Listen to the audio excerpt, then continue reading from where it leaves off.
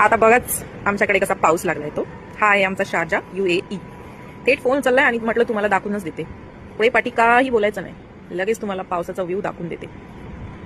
आज आहे 25 जानेवारी. सकाळी थंडी होती, जमिनीवरती पाय ठेवता येत नव्हता, आणि आता हा असा पाऊस. काय करायचं सांगा. तर हे असं ट्रॅफिक वाढवून ठेवते पाऊस.